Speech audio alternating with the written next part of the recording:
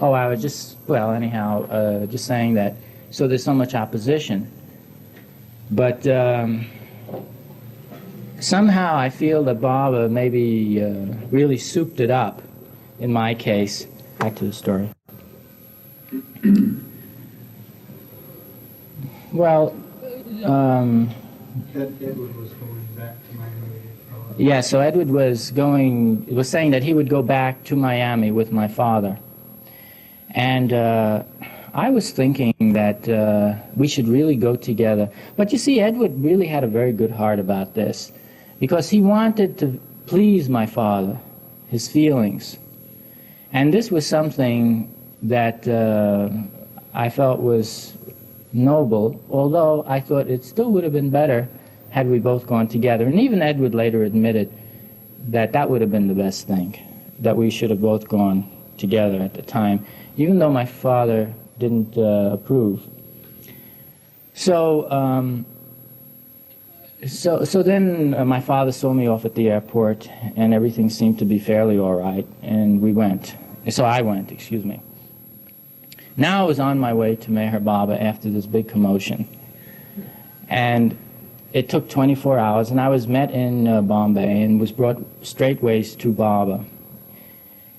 And I saw Baba early in the morning, the next morning of the day I arrived. And apparently, you see, Baba was sitting in his room. He was sitting, he was sitting in his chair, and I could see him through the car window, the rear seat of the car that I was in. I could look through the window, and I could see, oh, there's the doorway where Baba is. And I could see Baba inside, and he was looking out, and he was smiling. And he was motioning like this for me to come over. So I got up, and I ran out, shot on over to where Baba was. And the first thing he did is he gave me a big hug and embrace, and then he kissed me on both my cheeks, and he had me sit next to him. He was sitting in his chair, and there was about 15 or so of his close ones with him at the time, and they were just, watching everything and people under his guidance. So I sat down, and then Baba turned to me. The first thing he said, "Where is Edward?" So I said, "Baba," briefly I told him what had happened, that Edward couldn't come because my father tried to stop us, and then my brother decided that he would ease my father's feelings by going back with him.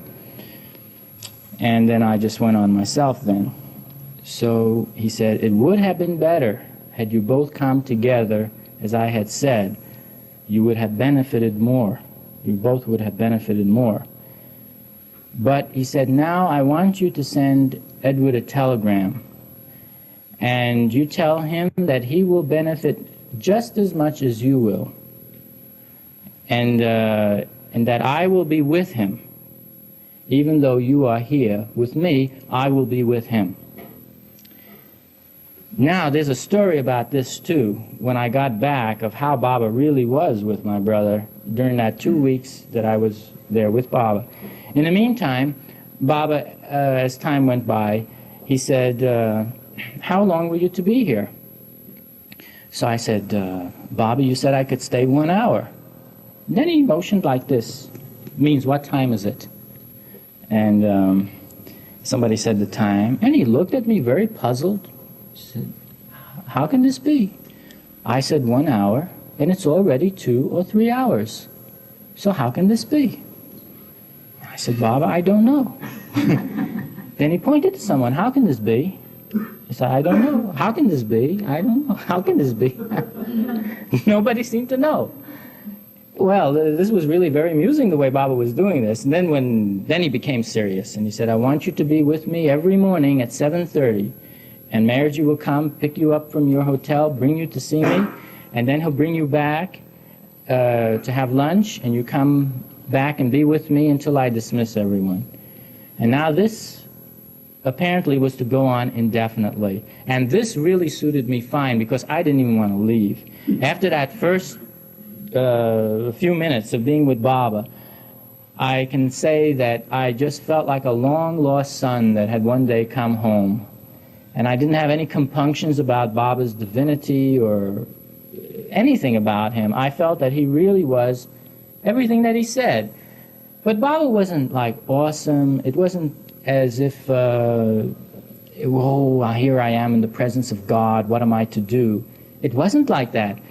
Baba wanted people to be natural, to be their normal self, but with the remembrance and the awareness in their mind that he was God, you see. That he could play with you, he could laugh with you, he could be with you, he could advise you, he could tell you the future if he wanted to. I'm not saying he just did things like that, but sometimes he made you know things, what was to come, and various other things, different things that he did. But always where you maintain the respect of who he was, but you should also be yourself, and not to try to be pious or a saint, or to be something that you're really not. If you're not a saint, you can't try to be a saint. You should just be yourself. And all a person could do in Baba's presence was just to surrender themselves, their weaknesses and their strengths. People don't often think about surrendering their strengths, but that is as much a part of your limitations as your weaknesses. The truth is that you have to find your real self. And that's all Baba gave importance to. And to love as the means through which this is done. So Baba was most loving. He was most kind and most compassionate. Just as you hear about Jesus, how meek and loving and wonderful a person he was with those that were with him, and yet how wise he was. And with Buddha, how his enlightenment and his compassion.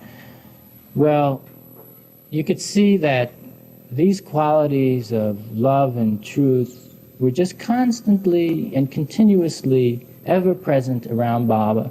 The fact of his divinity was always there, though it need never be spoken even. I mean, just his presence was enough. You could experience it and feel it yourself. So I felt it like that, and I just felt that this is where I wanted to stay now. Now I didn't want to go home at all. I didn't want to return back. I wanted to stay with Baba and live with him. And I was wondering whether this would be possible for me to do. Then Baba asked, one day he asked, is there any questions? Does anyone have a question? So I thought, well, I don't really have any question. But then he kept asking everybody, he repeated that a couple of times, and no one raised their hand. Then he turned to me and he said, Irwin, do you have a question?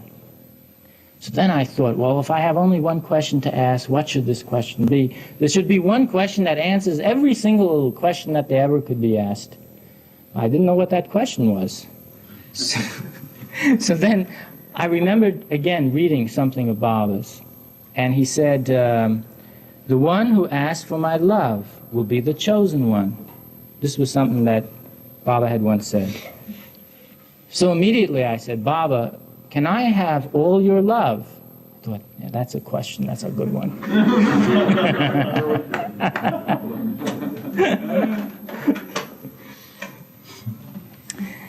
Well, as soon as I asked this here, Baba just looked over and he looked at someone and he said, do you experience all my love? I said, no, Baba. I said, do you? No. Do you? Each one. Everyone said no. Then he turned to me and he said, why should I give you my love? Why shouldn't I give it to him or to her? Why should it be you? So I said, Baba, I would like you give your love to whomever you want to, but I want to experience it too. So then he picked up a jar, which was on the table next to him, and he just held it up like this, and he motioned around it like this here. He said, I am the ocean of love, and you are within the confines of this jar of ignorance, this jar. But there's a lid on the jar. And even though I am the almighty ocean itself, as long as the lid remains on this jar, the ocean cannot enter. So it is simple. Remove the lid, and automatically the ocean of love that I am will enter in, and you will become that. You will experience me as I am and see yourself as that. So Baba, but just then somebody else came in, and then the topic changed. Well, then a different thing happened. Baba, I don't remember which day this occurred on now, but we were all sitting in front of Baba, and Baba suddenly asked for everyone to leave. So I went in, so I was getting up to leave, but Baba motioned, no, I should stay. So everybody got up and they began to go out. And then I was all alone with Baba. So Baba said, he looked at me straight in my eyes. See, I was sitting on the carpet and he was sitting in his chair. And he just looked straight at me and he said, do you believe that I am the avatar? And I nodded, yes. And then he motioned to speak up. So I said, yes. Then he said, are you ready to obey? And I said, yes. And then he said, if I were to ask you to walk about the streets of Ahmednagar, the city there, completely naked, would you do it? So I said, yes. And then he said, and what if I were to ask you to eat food that you didn't like? Would you eat the food? And I said, yes. And then he said, and if I were to ask you to cut your head off for me, would you even be willing to do that? And I said, yes. And I was thinking, now I'm going to say yes to anything he wants, because I felt if he really is God, he's going to get what he wants out of me, whatever it may be. I'm going to do it. And I felt it was something of a test. Well, Baba didn't say anything further. He just, okay. People were brought in. Little was I to know that the next day, one of these things would actually come about. So the next day, Baba was invited to this little girl's orphanage, in which he was asked to give his blessings to the children and to the teachers. So Baba did, he went there, and we all went there, and he embraced everybody, all the children and teachers. In the meantime, they passed out some of these candies, you see, these little round candies. And so I took one. That is the orphanage that passed it out. So I took one and I took a bite out of it. And boy, I tell you, this was one of the worst things that I ever tasted in my life, this candy. And I'm standing right behind Baba. And I'm thinking in my mind, what if Baba just turns around and says to eat it? You know, just, I mean, I'm just imaging this in my mind, thinking of what Baba said the day before, that what if I asked you to eat something that you wouldn't like? Would you be able to do it? And this was like such a simple thing, but you don't know how bad this thing tasted. I couldn't believe that they would actually pass this around and call it candy.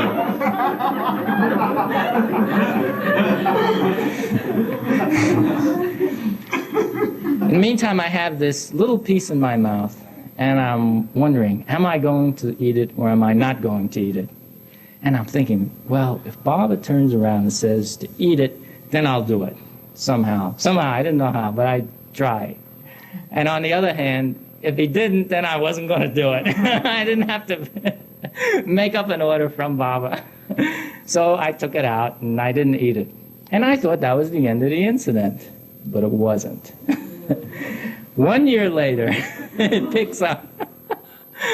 This time my brother and I had both gone again to see Baba. And we were about now to leave back to the States. So this lady comes with a tray of candies. And normally Baba would give candy out. He always did, and it was prasad, and it was really good. It was tasted just like candy is supposed to. So I took one of them, and I see, oh, it looks round, just like the year before. I had told my brother about this. I said, Edward, why don't you taste this candy and see?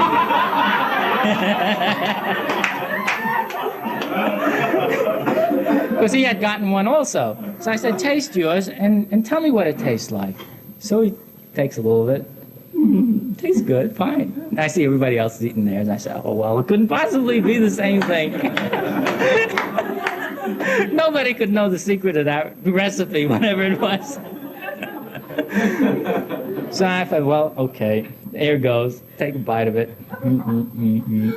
Same thing. I picked up one year later, I pick up from where I left off a year before. And this is supposed to be something that no one is supposed to know about except me and the fact that Baba apparently produced this incident. So then I began to think, well, how am I going to eat this? If I try to swallow it all at once, it's too big. Can't do it. If I try to eat it in little tiny pieces, I can't do it because it prolongs the agony too long. Maybe I'll try and make my mind blank. That's it. I'll make my mind blank. But with this in your mouth, your mind could never be blank. And I wasn't that advanced yet. Then I even thought, well, I'll think of Baba, you know, surely he'll help me. And I thought about Baba, and I could still taste it with new relish, you know, new poignancy. And then I realized there's only one way to eat this thing, and that's to do it cold turkey. Just the plain, out now, just eat it, you know, without no tricks. And I did. I ate it down like that. It was God's grace that I ate that. So it was the only one of those 3 incidents that have happened yet. Yeah, well, then Baba had, on that first visit, you see, he also asked me how I had come. So I said, Baba, it was by your will that I am here. Now this going back now to my first day that I was with Baba. And I said, it is by your will that I am here. And as soon as I said this, he motioned for me to stand up and to repeat it to the group that was in the room. So I said, I am here because it is Baba's will. And as soon as I said this, someone in the back raised their hand. And they said, but how did you earn the money to come? Very practical disciple. How I earned the money to come. And Baba, you know what Baba did? He just went just like this. And his gestures, Eric was interpreting his gestures, he was saying, that is not important. The way he said is the way he came. That it was Baba's will. And I knew how true this was because for 6 months I was really straining my brain and I couldn't figure any way of getting there. And until Baba sent that message, don't worry, circumstances will adjust themselves, and immediately it adjusted themselves, and so I was able to come. When people came up to Baba, there was one day that 10,000 people came to Baba, and that was the last day that I think I was there. And you could see that Baba just knew everyone. He knew their past, their future. He knew them from the time they came into existence as an entity, ages and ages ago, as to how they even came up to human form, that they could stand in front of him as a human being, and all that they'd ever have to pass through in order to one day realize him as God and realize themselves as being that same infinite God. You could just see Baba had the whole sketch of that person right before him. The mind of the person was an open book. The heart of a person was an open book. There were no secrets in front of Baba. I don't know how anybody could keep a secret or think in terms of some awkward moment or something too embarrassing that they couldn't tell to Baba. It was like Baba was so loving that you felt really open with him. And at the same time, he knew everything, you see. He knew. It's like a teacher that knows whatever the students are going to learn, but still asks the student a question because he wants the student to learn by asking. So Baba would ask questions as if he didn't know. so that we could learn through our own questions. And this would go on every single day. In the morning, the communications were read out to Baba, letters that came from different people in different parts of the world or wherever, and Baba would answer them immediately. It would be read to him, and then he'd give the reply right then and there. And in the afternoons, at that time, Baba was seeing groups of people that came, and they would sing these bhajans to him, or they would really pour out their heart. You never see so much love. Well, you can. You really see it in some of the films, the movie films of Baba, where the people have so much love is coming from them. And mind you, Baba was silent. All this time that I was with him, he was really completely silent. Baba did not speak. But he communicated so effectively through his gestures and through, just through his expressions when he spoke with you or communicated something to you. And Erich would interpret his gestures. And after a while, you forgot even that Erich was speaking. It was like it was all coming from Baba. And it was naturally originating from Baba. And this was just, but there was so much grace and simplicity and just wonderful, just wonderful. That's why people would always be so magnetically drawn to him, just out of the love. You see, people weren't coming for anything but the love, because Baba wasn't giving them anything else. You know, I'm drying up and I'm running, and I don't know how you can listen so much either.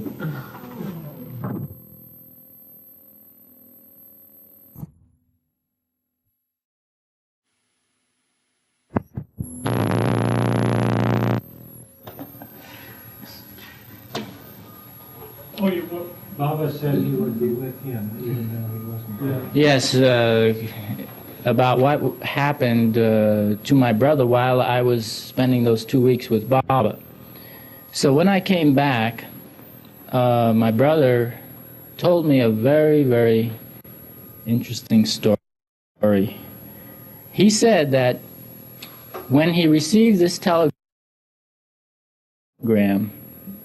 that Baba had instructed me to send to him, that he would be with him, even though I was with Baba in India. Baba said in the cable that he would be with my brother in Miami. That is where my brother was. So my brother said that when he received, even before he received the cable, just before that, he began to feel such a feeling of love, that Baba was really loving him, and that there was just so much love coming to him, which he had never experienced before. It was so strong that when he would walk on the street, he would, people would sometimes just turn around as if there was a presence that had gone by them, and they would look to see where it was coming from, this wonderful love. When he would go to the beach, which he was very fond of doing, the children would come up and they would embrace him. They would put their arms around him. Strange children that he didn't know or meet them ever before. And and then he said for the 2 weeks he was just like constantly, continuously, day and night, feeling Baba's love so intensely and so strongly, and his presence being with him. And it didn't end or subside until I had returned. But when he received the cable, which I had sent from India, that what Baba had said, then he told me that acknowledged to him the fact that he felt that it was coming from Baba, but when he received that cable, then that's what confirmed it, you see, that this was really coming from Baba. And that lasted for 2 weeks for him, all of the time that I was in India. Well, you know, I didn't want to leave, as I said. I really wanted to stay with Baba. And I should bring out that one of the things that was uppermost in my mind was that I really wanted to realize Baba, to see his divinity or his godhood. I could see him in his man form, but I wanted to see the divinity behind the form, to realize him as he really is. I felt that was the only thing that really mattered. And I remember that one time I was sitting, let's see, how did this happen now? That's right, everybody had been sent out of the room, and we were all sort of waiting on the veranda, and I was thinking about this. You know, I'm feeling very depressed. I'm feeling so depressed because Baba was not, I wasn't able to see him as he really is, in his divine state, see? And I felt that was the thing that I really wanted to see.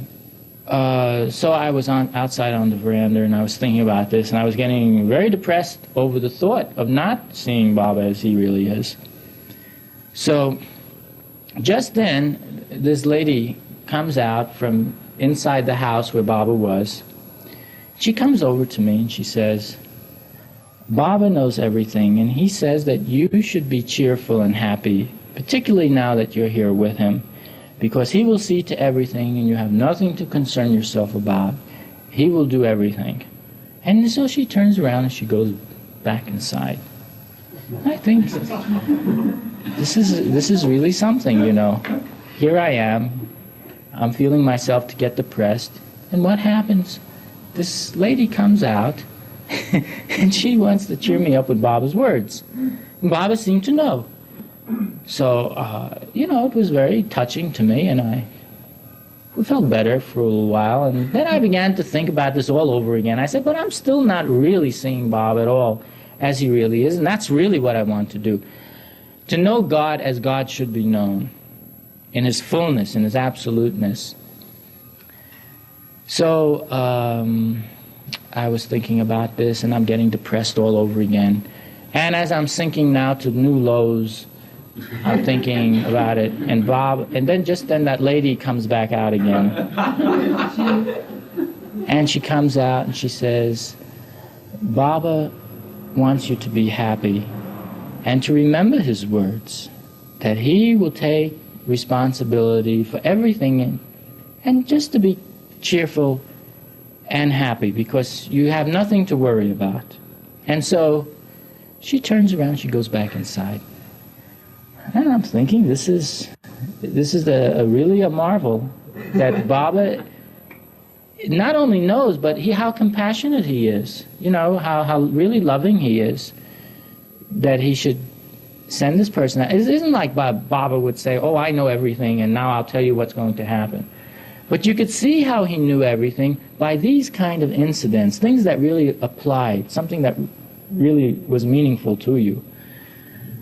Well, then I remember I was told to wait in a certain room, and I was in that room by myself, and I began to think again. And I say, I'm still not seeing Baba as he really is. I really want to know him in his infinite love, his infinite bliss, his reality, the truth about God in its entirety.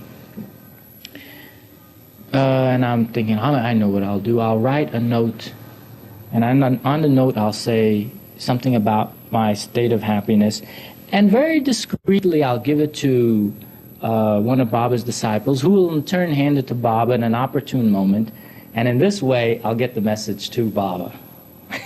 Just then there's a knock on the door, and I go to the door, and I put the note in my pocket, and someone says, Baba wants to see you. I thought, gee, that's really something. I wonder what Baba would want to see me of. So I go into the next room, and just as I come in, Baba is sitting there again with a group of people with him then, and he says, Irwin, are you happy? So I said, no, Baba. And then he said, good. And I thought, good? And just then he motioned for me to sit down, so I sat down thinking, good.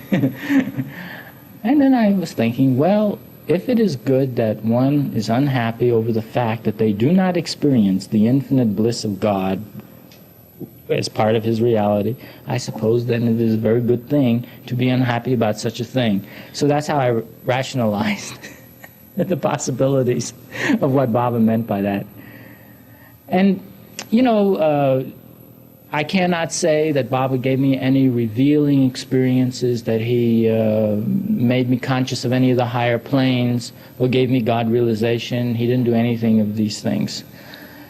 But in the very beginning, I knew I would gain a communication with God. That was my original knowledge. Before when I went to New York at that time. And I was thinking the communication with God would be in his impersonal aspect, God the impersonal. I had no idea that my life would lead me along a path where it would be with the personal aspect of God, or God appearing at our level rather than us ascending to his level. His appearing to our level in order to bring us to his level, really, I suppose it should be said. But nevertheless, I felt I really did get that communication with God differently than I had imagined it. Because for many, many years, I had communications and correspondence with Baba, even when I wasn't with him, which is another story by itself. That was for 10 years, right up till the day Baba dropped his body. Finally, on the last day, when I was in India with Baba during that 2-week period, and now I was to leave, you see. So Baba called me in, and he said, if I ask you to obey me, will you do it? And I said, yes, Baba. Then he said, what if I ask you to return back to the States in obedience to me? Would you do that? So I said, yes, Baba. He said, then I want you to leave immediately, to return back and to carry out my instructions. And he said, remember this, distance means nothing to me. Time and space are no barriers for me. I will be with you wherever you are. So you don't worry, you be happy and cheerful. And just remember that I am always with you. And so then he embraced me. Bob embraced me. And I remember I stepped back. And you know, then I really had a very strange thing that happened. I felt like my hands were dripping. The sensation you get when your hands are very wet and they're dripping. Well, that's exactly the sensation I had, but very heavily so.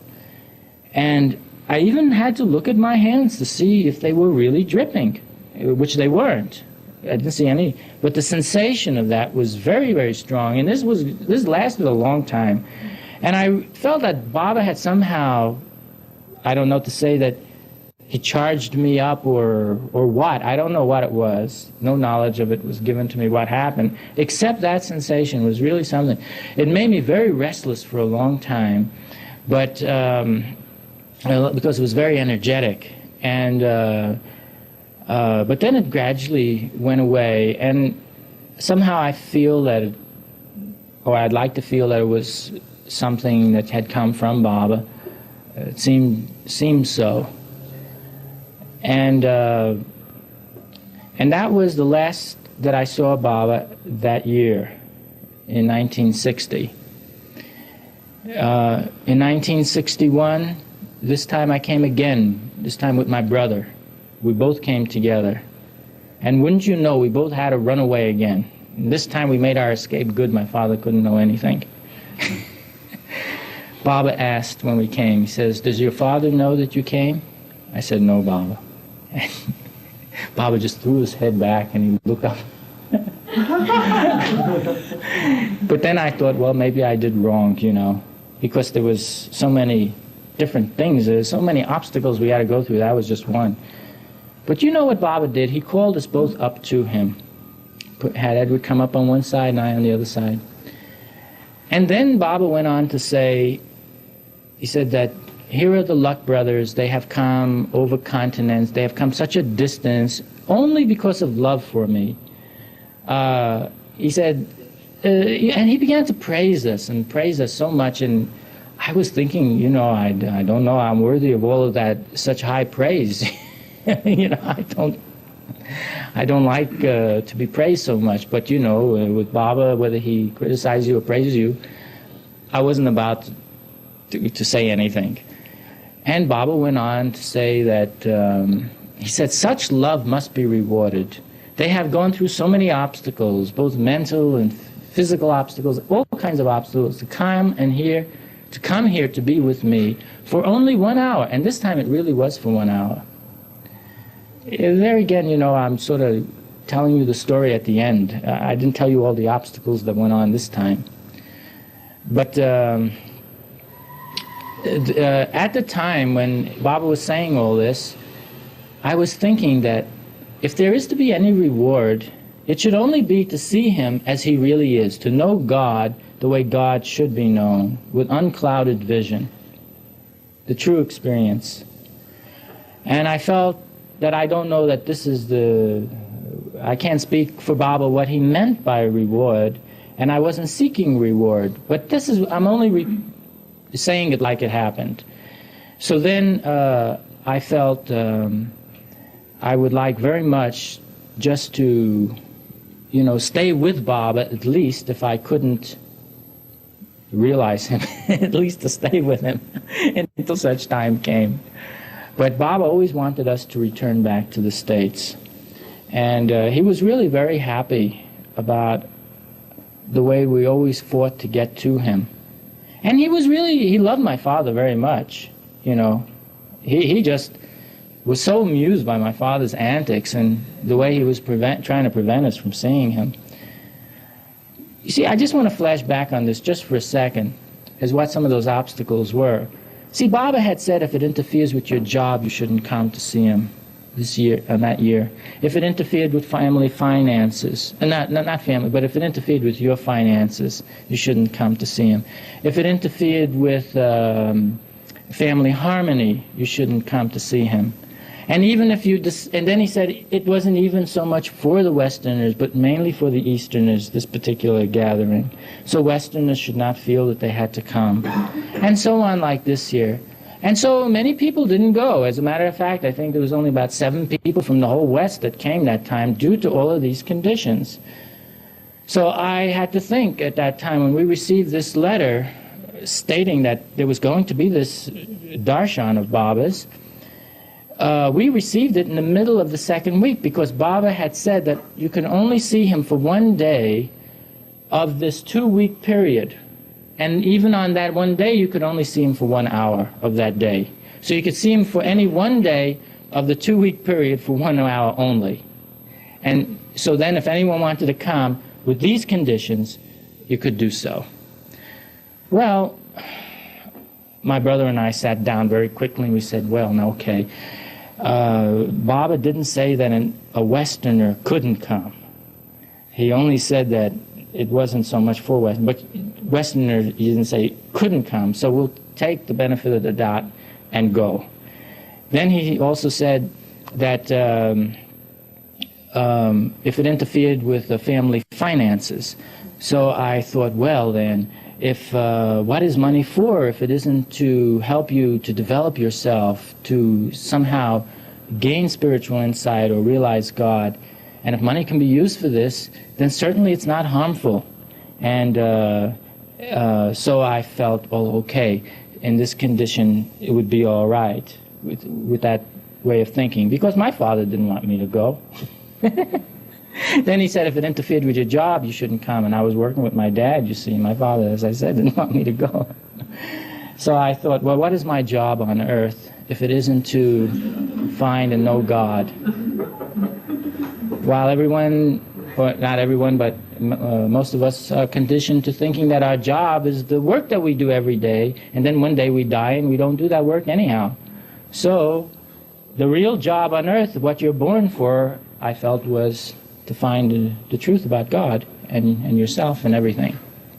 So this couldn't interfere with it, seeing Baba, because Baba was certainly the one to bring that about. And then there's something else, family harmony. Oh, family harmony. I felt there was never no family harmony anyhow. And if there ever was going to be family harmony, Baba would somehow help that to occur.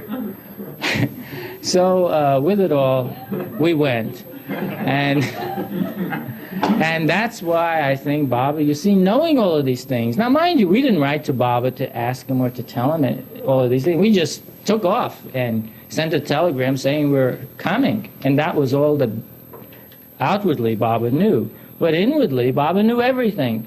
So he went on to say all the obstacles that were in our way to see him without us saying what they were ourselves. And it wasn't, I suppose, necessary either for us to make such mention of it. Now it's interesting as part of the overall story. So my father then, later on, Baba always loved my father. I really have to say this because he always spoke of him as being very dear, and my mother too. My mother I don't mention much because she's an angel. She's so sweet and gentle person. And there's just nothing as exciting as with my father. But my mother is really, she's a very beautiful person. And she loves Baba now. She really is a Baba lover. And as I was saying before, my father feels that he has great respect for Baba now. He doesn't look at Baba as the devil like he once did. But he thinks of Baba as someone that really, as he said one day, Baba understands me. This was the thing that he said about Baba, that he really felt about Baba, that Baba really understood him. And he also said that he regretted not meeting Baba. And I was telling before how he just regretted not meeting Baba, and then he blamed me for not meeting Baba because he thought that I was the one standing in his way. Well, I just said, okay, Dad, you know, if you think like that. But actually, my father is really, you know, I did a videotape on him. So one of these days I may show it. And you know what he's talking about? When Baba appeared to him. This is after Baba dropped his body. After Baba passed away, he says that Baba appeared to him. Not once, but 2 times. And he didn't expect me to believe it at all, and he said he doesn't expect anybody to believe it, because if anyone told him such a story, he'd never believe it. But he said, regardless of whether you believe it or not, he said, Baba did appear to me, and he says, I don't know why he appeared to me, why he didn't appear to you, you see, because you're supposed to be his disciple, not me, but he appeared to me just the same. And then he went on to say that Baba told him that he would come to him 3 times, of which he says that Baba came to him 2 times so far. And he eagerly awaits his 3rd visitation. And so forth. Well, that's, yes. Anybody want to, huh? Anybody want to ask Do you have something? time to tell about the details of the second trip, the obstacles you had to get through? The obstacles? You know, like fleeing the country? On the second trip? Oh, well, you see, the second time when we left, we just didn't say anything, period. We just disappeared one day, that was all. Just disappeared. And even then, I think my father realized after a night or 2, a couple of nights, that we had gone, you know, that we had left. And we must have gone to India, but he had already exhausted